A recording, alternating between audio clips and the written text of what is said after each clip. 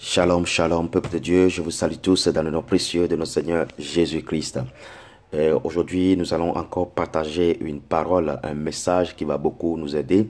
Et ce message aura pour thème de la malédiction à la bénédiction. Alléluia, de la malédiction à la bénédiction. Nous allons prier pour cette parole. Seigneur, trois fois saint, nous te bénissons, nous te louons, nous te rendons grâce pour ton amour et pour ta miséricorde. Viens nous assister pendant ce moment de partage au nom précieux de notre Seigneur Jésus-Christ. Amen.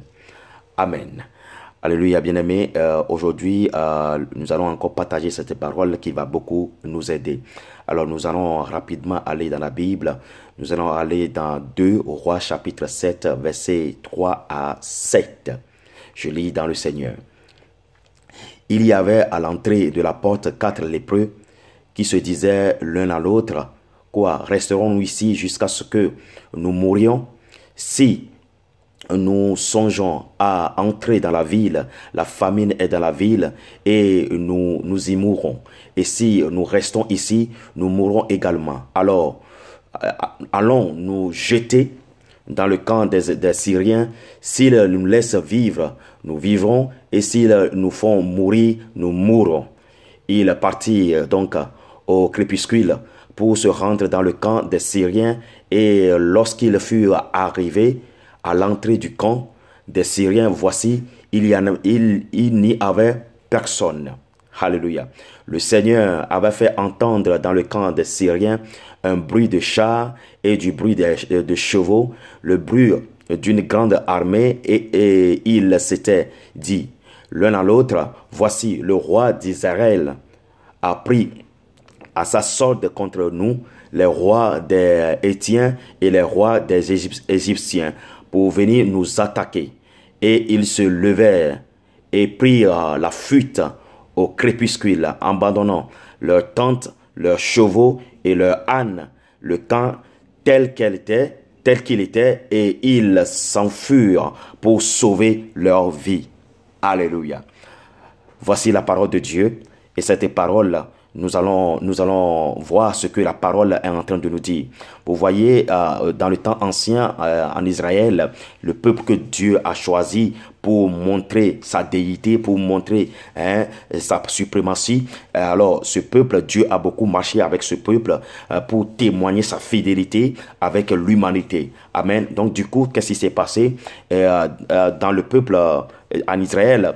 À l'époque, si quelqu'un est atteint de la maladie de la lèpre, alors cette personne est supposée, entre guillemets, selon la tradition, est supposée pécher contre Dieu, et c'est à cause du péché qu'il a atteint, il a eu la maladie de la lèpre. Donc tous les lépreux ne sont pas considérés, ils sont mis à l'écart de la ville, ils sont mis hors de la ville. Alors il y avait dans l'histoire de ce témoignage 4 lépreux que le peuple d'Israël a mis à l'écart de l'Israël. Alors du coup, ils n'ont plus les privilèges que les autres aussi avons. Donc ils sont abandonnés, ils sont chassés, ils sont mis à l'écart.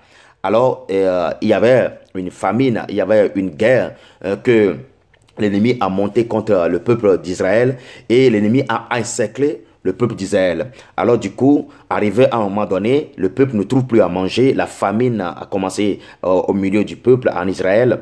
Alors, et ces 4 lépreux qui sont à la porte de l'Israël, eux aussi, ils ont faim. Alors, voilà, arrivé à un moment donné, et ils sont dans la malédiction, ils sont condamnés à la malédiction parce que c'est à cause de leur péché qu'ils sont malades de la lèpre. Alors ils sont condamnés, non seulement ils sont malades, ils sont abandonnés, non seulement ils sont abandonnés, ils sont dans la famine, ils ont faim, ils ne trouvent plus à manger. Puisque les gens qui sont privilégiés comme les peuples d'Israël sont aussi dans la famine, donc leur cas est devenu pire. Alors c'est pour cela que eux, arrivés à un moment donné, ils se sont consultés, et il se dit, bon voilà, si nous restons, c'est ce qu'ils ont dit, que si nous restons à la porte ici, nous allons mourir de faim, parce que on nous a abandonnés déjà, et ceux qui passaient pour nous donner quelques miettes aussi, ils ont faim, ils n'ont plus de quoi à nous donner.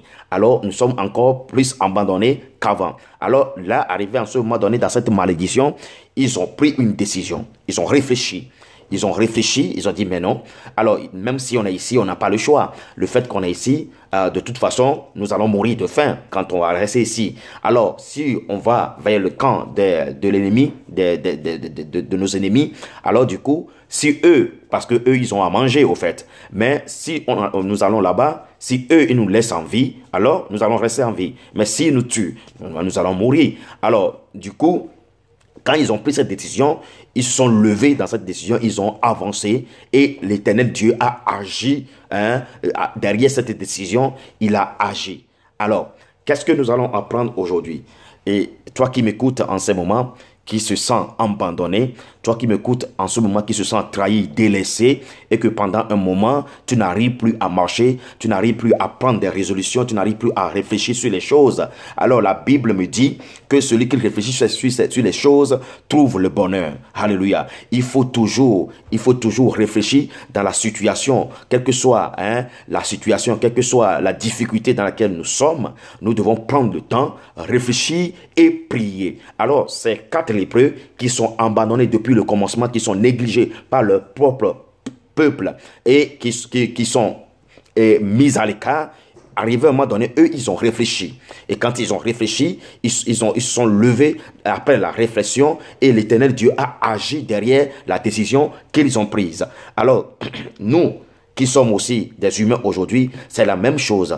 Quand tu n'as pas du travail, quand tu es malade, quand tu as des soucis, des difficultés, il va falloir que tu réfléchisses là-dessus. Au lieu de prendre le temps de planifier sur la situation, il faut réfléchir sur la situation. Parce que Dieu nous a donné la capacité de réfléchir sur les choses. C'est pourquoi il a dit, quand celui qui réfléchit sur les choses trouve le bonheur. C'est-à-dire tu finiras par trouver une solution.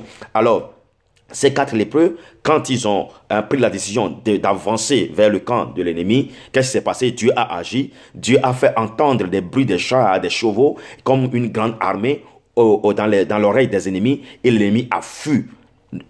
Oubliant que ce n'est que, ne sachant pas que ce n'est que 4 lépreux, les pas de 4 lépreux qui arrivaient, Dieu a amplifié leur pas, le bruit de leur pas, en un bruit des chars, des chevaux, d'une grande armée, et l'ennemi a fui. Et eux, ils ont bénéficié de quoi? De toute la richesse que l'ennemi a laissée dans leur camp. Et les tentes sont là, les chevaux sont là, et tout était en place. Alors, c'est là où ils ont eu cet héritage, c'est là où ils ont gagné tous ces biens, et ils n'ont pas été méchants, ils ont ramené tout ça là au pays, le peuple, vers le peuple qui l'ont abandonné, c'est-à-dire le peuple d'Israël, leur propre peuple qui les ont abandonnés.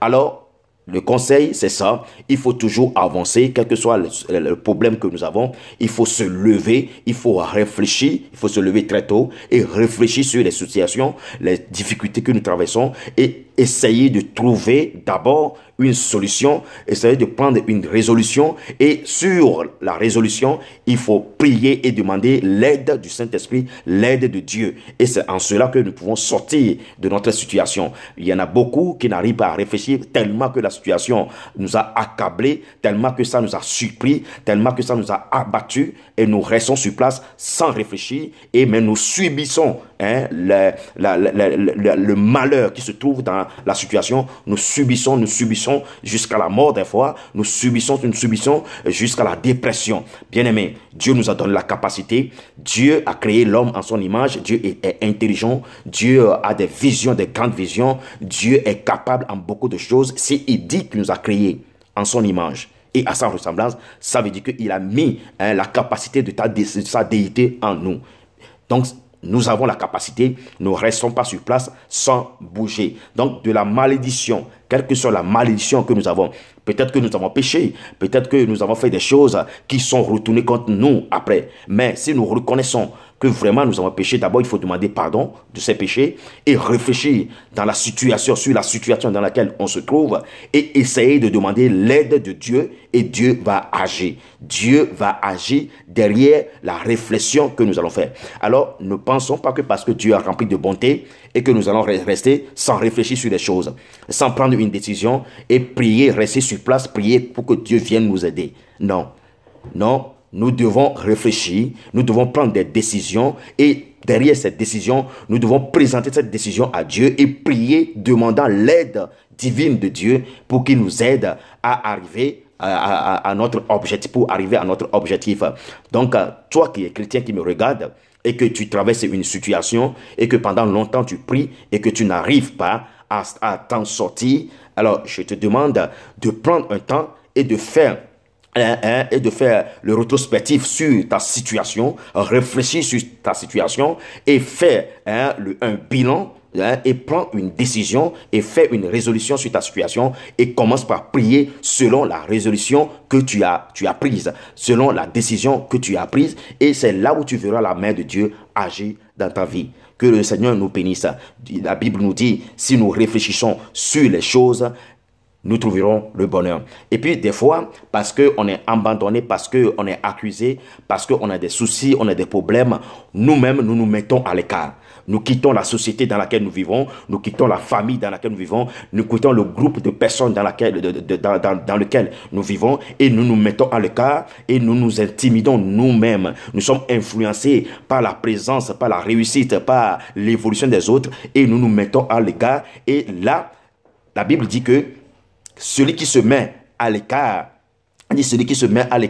fait ses propres désirs, fait ses propres pensées. Et c'est là où nous tombons dans le péché. L'ennemi Satan, qu'est-ce qu'il fait? Il aime toujours faire sortir le brebis du troupeau pour qu'il attaque durement. Donc, quand tu sors, par exemple, tu es dans une église, tu priais dans une société, dans un groupe de personnes, parce que tu as des soucis, parce que tu as péché, parce que tu as un problème, on t'a reproché, là, tu sors du groupe, tu sors de la société, tu sors de l'église, tu te mets à l'écart. Quand tu te mets à l'écart, il faut beaucoup faire attention. Parce que l'ennemi, son plan, c'est de te détruire. C'est pourquoi il va te pousser à te mettre à l'écart. Comme ça, tu serais à l'air libre et lui, il va t'encercler et t'assommer. Alors, bien-aimé, je te dis une chose, quelle que soit la situation que tu travailles, que ce soit une accusation, que ce soit parce que tu as péché, n'abandonne pas la prière, n'abandonne pas la prière, ne reste pas sans réfléchir, sans se poser des questions, ne reste pas sans prendre des résolutions. C'est en prenant des résolutions et en priant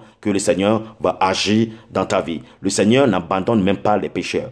Alléluia. Il est le péché, Dieu est le péché, mais n'abandonne pas le pécheur. Il est toujours là pour l'écouter, pour qu'il demande pardon et pour qu'il sollicite son aide. Quand on sollicite l'aide de Dieu, c'est l'humilité. C'est l'humilité, parce qu'on reconnaît que sans Dieu, on ne peut rien faire, malgré que nous avons péché. Souvenons-nous du fils prodigue qui a péché, mais qui est revenu à son père. Revenons vers le Seigneur. Toi qui n'as pas la foi, toi qui n'as pas donné ta vie à notre Seigneur Jésus-Christ, alors c'est difficile de s'en sortir dans les situations d'abandon, c'est difficile de s'en sortir dans les situations qui sont compliquées, que tu ne peux pas t'en sortir. Alors parce que malgré ta intelligence, si tu pries, malgré ton intelligence, si tu prends des décisions, des résolutions, il faudrait prier et prier au nom de Dieu. Alors en ce moment, tu as besoin d'être en relation, en bonne relation avec Dieu. Que le Seigneur te bénisse. Toi qui m'écoutes, qui n'a pas encore donné ta vie à Jésus, donne ta vie à Jésus, parce que Jésus est la solution à tous nos problèmes. Et toi qui es déjà chrétien et qui prie qu'il n'y a pas des résultats, je te dis une chose, réfléchis sur ta situation et fais une résolution selon ta situation et commence par prier selon la résolution que tu as prise. Que Dieu te bénisse. Shalom, shalom, shalom et bonne journée à tous. Amen.